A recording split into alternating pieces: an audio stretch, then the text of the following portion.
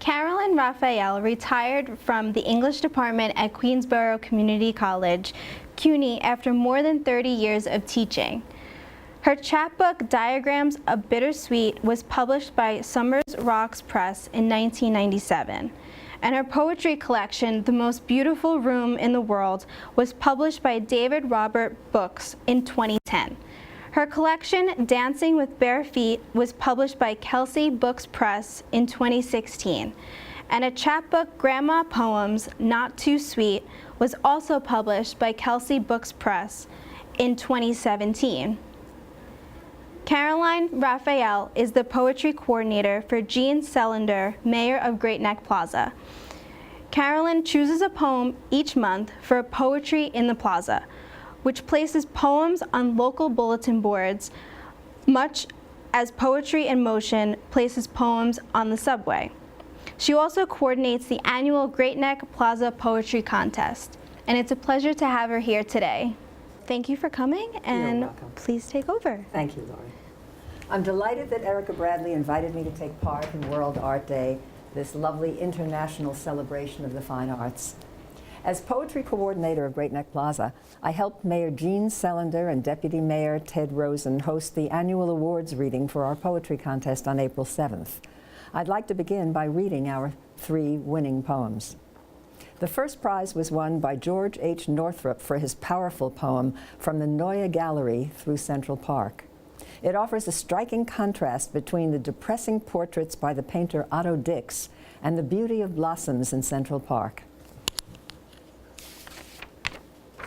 From the Neue Gallery Through Central Park by George Northrup.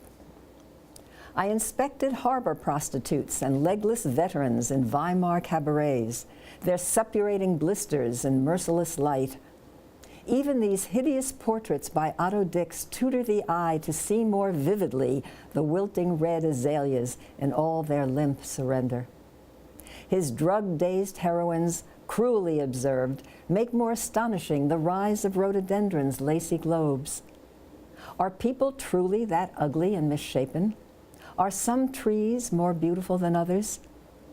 I had to get it out of me, he often said, as if describing pus or constipation.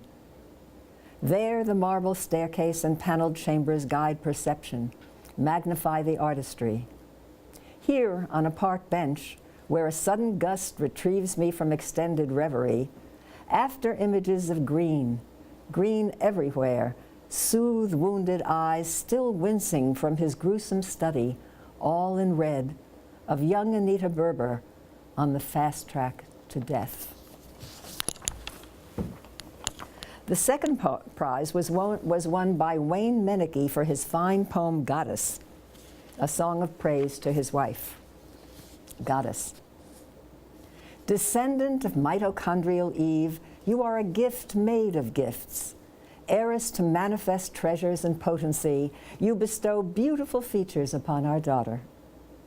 Goddess of brown eyes, creator of constellations of lashes, architect of new fingerprints and ombre hair, you deliver the delicate gut punch of life, star birth with a chance of winds. You are all animals and birds, matter and energy, momentum and heredity, grand unified theory. You design galaxy's spiral center, swallow my sky and gravity's window, a singularity that whispers beautiful pinpricks into the ear of a collapsed body. To escape you is to exceed the speed of light. I cave instead, rotate the slow dial with Venus, whose day lasts longer than her solar year. Place of divine places with many homes to enter and dwell, you are multiverse, reckoned by the invention of family and a life so much better than I deserve it to be. And the third prize was won by Marvin Illman for his delightful baseball poem, Flipping Cards, Summer 53. Flipping Cards, Summer 53. Amazed you'll be watching my magic fingers spin the trusty card with just the right action, making light of air tumbling through space. The face side of the Duke of Flatbush, then the number side, his face, the there. I won the match of heads or tails. The cardboard squares rest on gum-littered asphalt, for chewing's not what this game's about. To win a mantle or a maze is the whole shebang of summer days and summer nights, when under lights of tar-touched poles, I flip my youth freely, knowing that in the spin of all tomorrows, I will never rise above the falling cards of my fluttering heart when I pick up a mantle or a maze.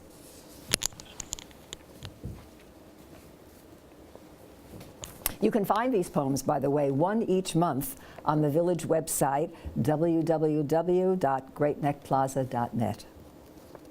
Now I would like to read some of my poems about music and art. The first is from my book, Dancing with Bare Feet, and is called On Deaf Ears. This is a true story. It's an amusing incident in which the famous violinist Joshua Bell decided it would be fun to stand outside a subway stop in Washington, D.C., making believe he was a new young musician, to see who would stop. And as it turned out, he collected a little over $30. Here is On Deaf Ears. This fiddle player is a fake. Dressed in the uniform of teens, a long-sleeved t-shirt, cap, and jeans, he hopes his melody will wake up passers-by who pass him by outside a D.C. subway stop.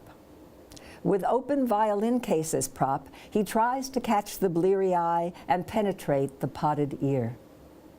3 days before, an eager crowd stood cheering as the maestro bowed. They paid $100 each to hear. A harried mom, her son beside her, tugs at the craning 3-year-old who has a date with Mrs. Gold to practice Eensy-Weensy Spider. The shoe-shine lady fears a drop in tips because distracting noise has silenced coffee chat. She toys with calling for a transit cop. One woman knows the face, the sound, the closed eyes, the ecstatic swaying. One man, stopped by the brilliant playing, stands rooted as to sacred ground. But most refuse to slow their pace. Too crushed by time, too rushed for beauty, they're caught inside the wheel of duty, advancing as they run in place. The next poem is from my book, Grandma Poems Not Too Sweet, and it's called Your Music, My Music. As a grandparent, one quickly learns that one's own taste is not the same as the grandchildren's taste, particularly, in my case, in music.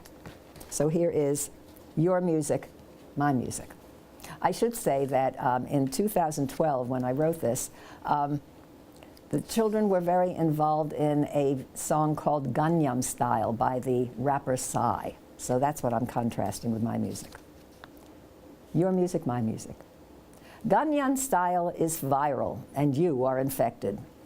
With rapper Psy, you bounce like horseback riders, hands crossed and flopping as if holding reins. A friend will show you both the lasso move, since mom won't let you see the sexy video. I'm watching it on YouTube, turning down the volume to subdue the blasting beat. My music's measured, like a custom suit. It never assaults the ear, even when loud, like Siegfried's funeral march, which spikes my pulse. It may cascade like Schubert's Fourth Impromptu, 16 notes pelting me with joy. Or soothe, like Mozart's Man and Wife and the Magic Flute, its phrases balanced as a jeweler's scale. Just how will we communicate, my boys? By counting feats of Spider-Man and Batman, watching the play of sea lions at the zoo, shuddering at the T-Rex in the museum.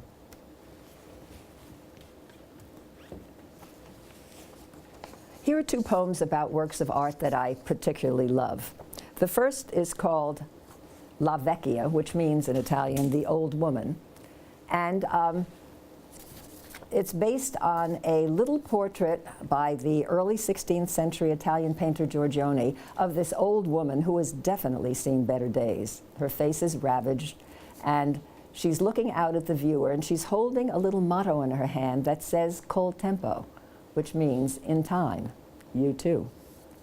So my poem is called La Vecchia, and I wrote it in 3 different voices, as if you were looking at it in the museum. The first is a young woman looking in horror at this painting.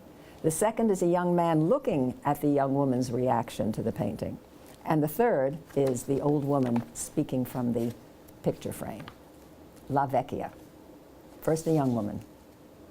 A glance that chills with reprimanding eyes, that mouth rehearsing for the deathbed gape. Blotched yellow flesh and wrinkles summarize the altered boundaries of beauty's map. A motto in her hand proves Sibylline, the legacy that I will share in time. And then the young man looking at her. As motionless and silent as a stone, the woman standing near me stares, eyes wide, at this small portrait of a peasant crone. Fine furrows mar her graceful brow, allied with ashen lip and cheek, a paradigm of terror on a face untouched by time. And then the old woman speaking. This thin gray hair escaping from a cap was once a gold cascade, my husband's joy. The rounded back and shoulders' downward slope recall the labor they were molded by. 5 children placed their marks on this design, bright trophies of my victory over time.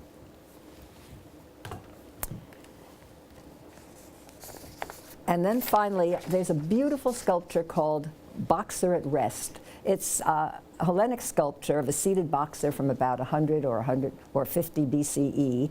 It was originally in the National Museum of Rome, where it still is, but it was brought to the Met in 2013, and everybody who looks at it is moved.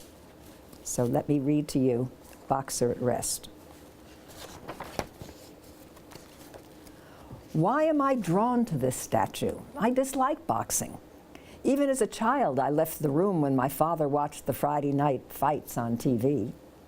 But I can't take my eyes off this man. His battered nose and ears, facial scars and gouges, the blood on his arms and legs. No idealized hero, just a ruined fighter sitting alone after a match. His naked body slack with weariness. Yet how powerful his muscled arms and shoulders, bulging calves and lean belly. I turn away, look back at his expression this time. Resignation or defeat? It's hard to tell. The eyes are missing, but he looks over his right shoulder, head tilted toward an unseen speaker. His sponsor? What message? Arms resting on his thighs, he readies himself for the next, perhaps the final, bout. And finally, on this World Art Day, I want to pay tribute to Shirley Romaine, who passed away yesterday. Others will praise her social activism, her excellent dramatic readings, her devotion to dance, music, and art. I would like to praise her as a champion of poetry, which she loved. I was privileged to be interviewed by her on PATV's Art Scene.